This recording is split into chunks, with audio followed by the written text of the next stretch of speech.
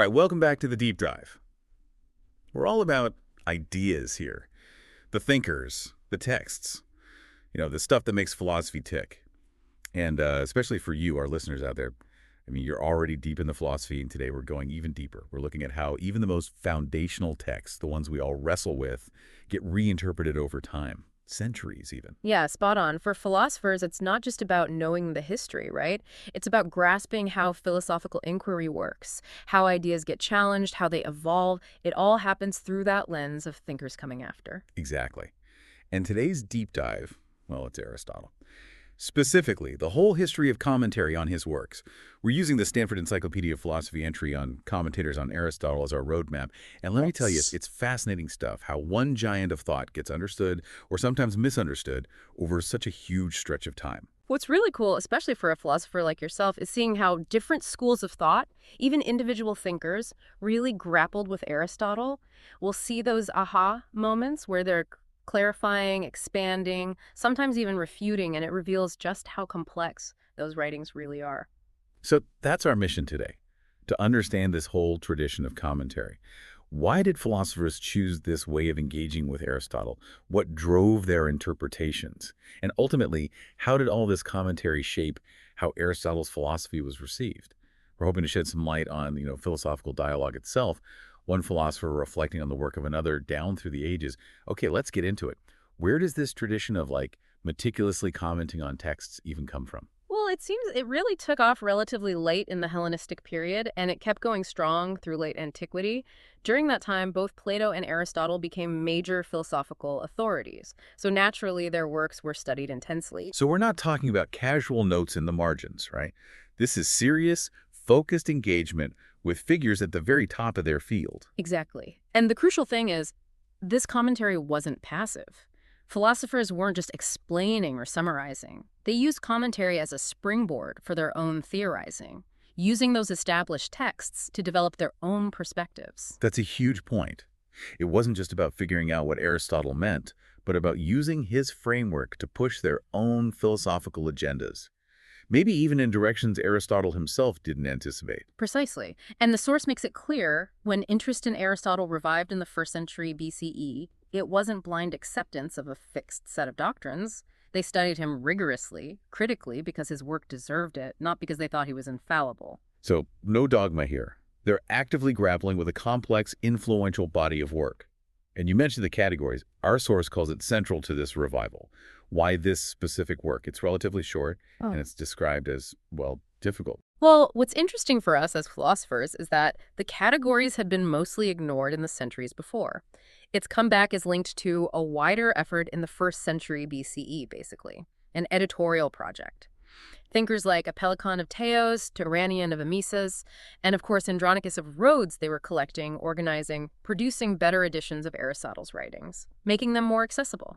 And Andronicus is often given credit for the first reliable edition of the categories. Okay, so having a more authoritative text, that makes sense as a starting point, like finally getting a critical edition of something that had been scattered and fragmented before. That's a good way to put it. But here's the thing, the revival wasn't just because of Andronicus. Interpretations of the categories were diverse from the start. It seems there were multiple independent lines of inquiry, all converging on this one text. This early branching out really shows how much multiplicity of meaning you can find in a rich philosophical work. So even with a standard text, you immediately see different interpretations popping up. Now, the source mentions some of these ancient interpreters, Andronicus, Boethus, Athenodorus, Ariston, and Eudorus, all from the 1st century BCE. What were their approaches like? It looks like Boethus of Sidon was the most likely to have actually written a formal commentary on the categories. Simplicius, a later commentator, described it as a word-by-word exegesis, so very meticulous, focused on individual words and phrases. In contrast, Andronicus apparently paraphrased the categories. Maybe he was more about the overall arguments and what he saw as Aristotle's intended meaning. These two ways of doing it, close textual analysis versus broader summary, those are enduring approaches to philosophical interpretation. Word by word versus big picture argument. We still see that in scholarship today. What about Boethus specifically? What were his concerns? Here's something relevant to the philosophical debates at the time. Boethus engaged directly with Stoic criticisms of the categories. See, The Stoics were very focused on language when it came to logic, and they saw Aristotle's categories, with its emphasis on, ontological categories, as lacking. Boethus defended Aristotle, pushing back against that purely linguistic view. He anticipated later readings that would highlight the metaphysical and logical importance of the work beyond just classifying language. This early defense shows how philosophers have always had to articulate and defend what their inquiries are even about. So from the get-go, there's debate about what the category is even for. And it wasn't just those who liked Aristotle who were chiming in. Athenodorus, for instance, wrote against Aristotle's categories. Right. This is more direct criticism. Athenodorus, he might have been a big deal in Roman politics. He wasn't writing a scholarly commentary like Boethus. Instead, he probably presented a series of objections, problems he found in the text itself, a more confrontational approach to analysis. And it wasn't just external critics either. Even within the broader philosophical world, people outside the Peripatetic school, like Eudorus of Alexandria, he was an academic philosopher. He also found things to disagree with Aristotle about in the categories. Shows that this work went beyond any single school of thought. Absolutely. It became a focal point for discussion across different schools. Then you have Ariston of Alexandria. His case is a bit more mysterious. Seems he moved towards Peripatetic philosophy and wrote on the categories, but there's no evidence he knew about or was influenced by Andronicus or Boethus. So maybe there were independent lines of inquiry happening. Sounds like the early reception of the categories was a time of, parallel explorations. Different thinkers, different lenses, different agendas. The source mentions Michael Griffin's argument about Andronicus placing the categories at the start of his edition of Aristotle's works. How important was that? Griffin makes a strong case that this editorial choice really boosted the prominence of the categories. Putting it first, especially for people new to Aristotle, basically made it the entry point into his whole body of thought. So Andronicus shaped how people would approach the text for centuries to come. Even if his own interpretation wasn't the most influential, the placement of the text amplified its impact. It was almost like a pedagogical framing. Start here, with the categories. That's how you understand Aristotle. This early period really shows that engaging with a major philosopher isn't about just accepting a fixed doctrine.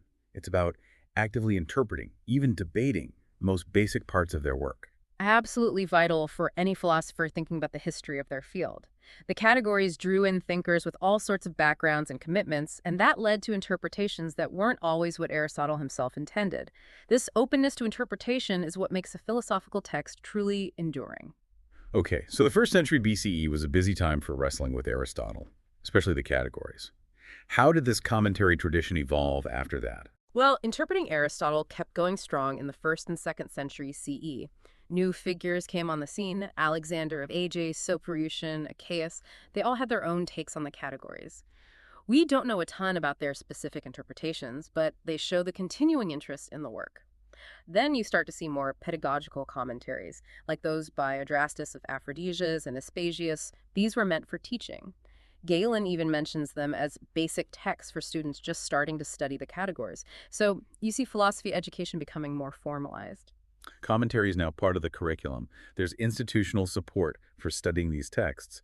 And it's interesting, these commentaries by Adrastus and Aspasius, they even influenced later thinkers like Plotinus. Shows how ideas get carried forward across different schools. Exactly. The commentary tradition is becoming more consolidated, more established.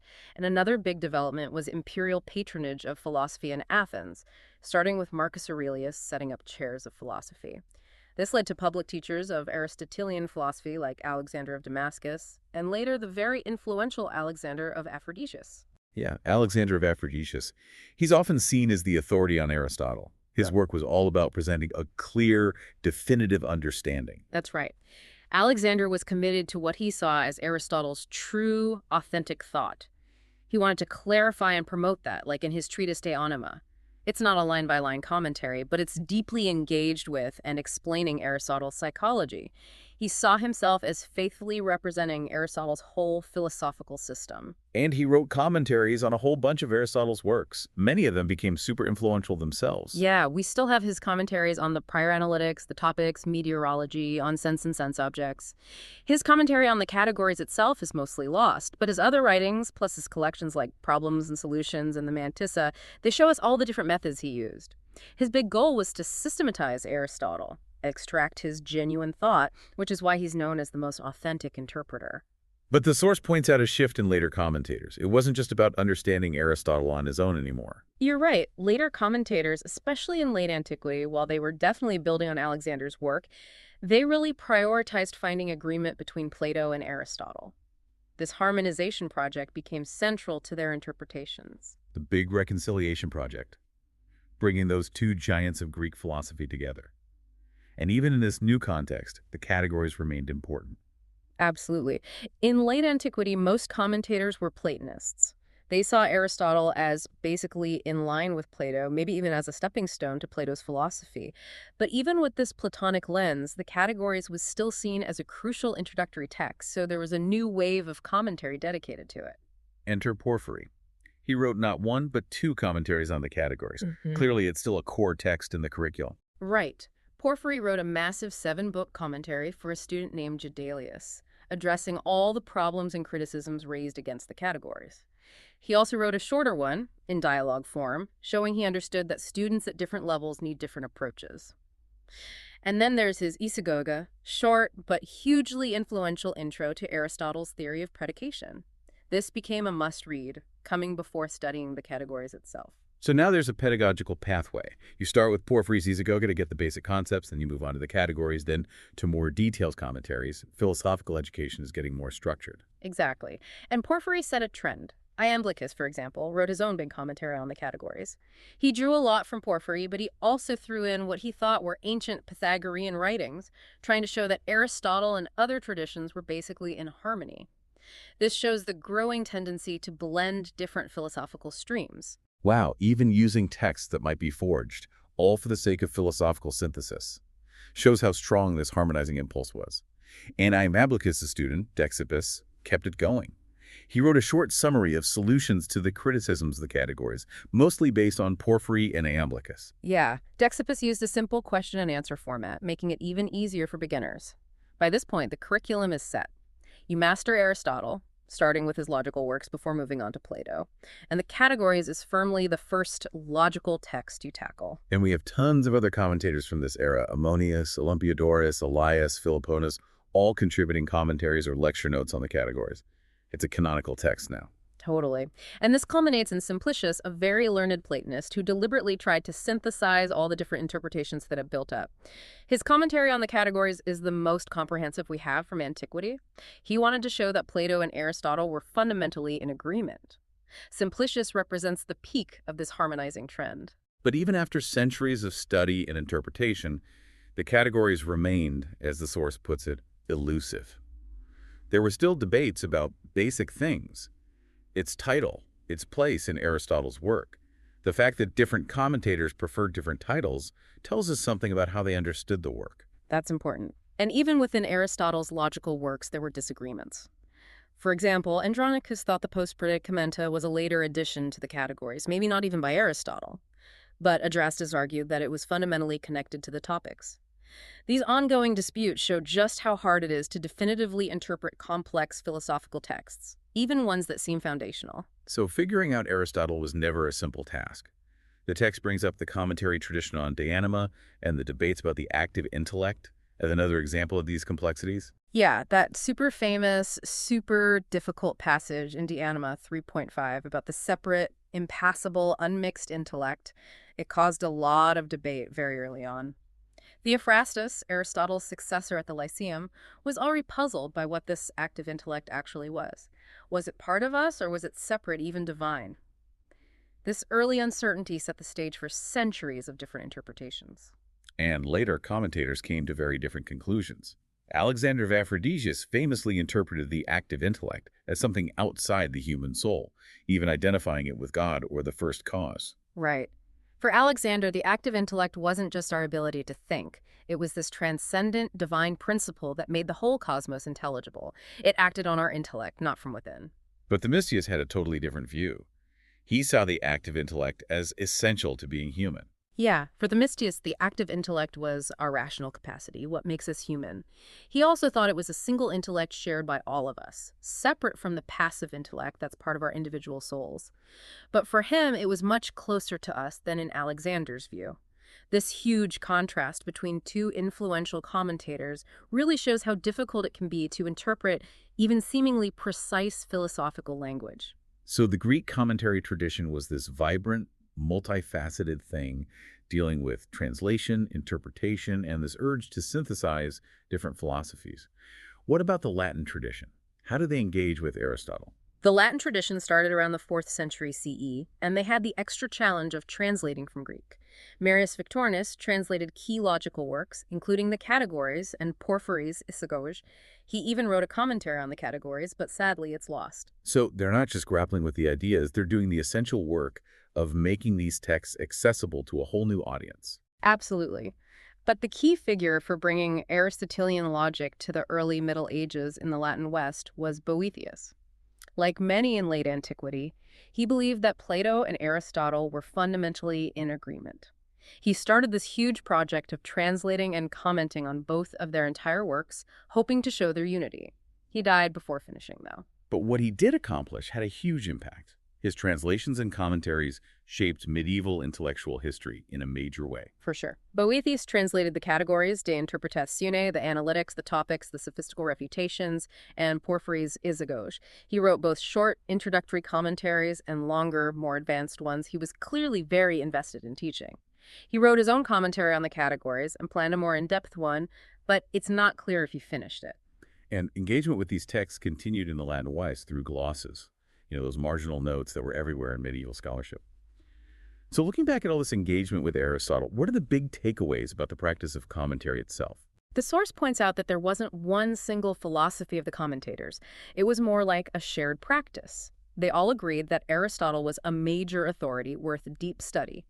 Even though they didn't have access to all his works at first, and commentary became the main way of engaging with him, there were always multiple interpretations.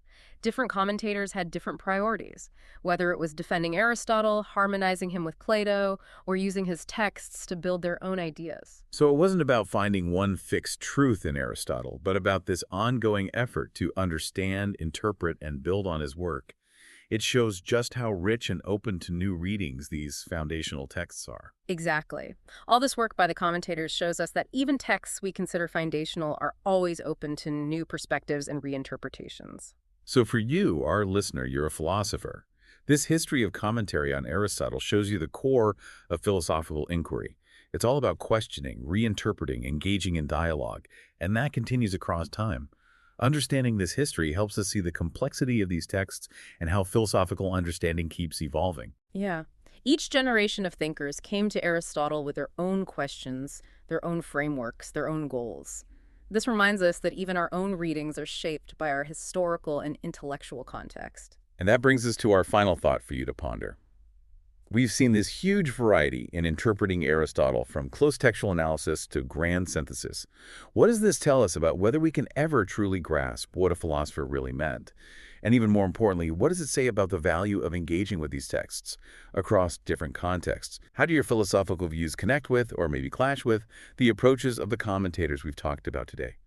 This deep dive into history, we hope it sparks even deeper philosophical thinking for you. Thanks for joining us on The Deep Dive.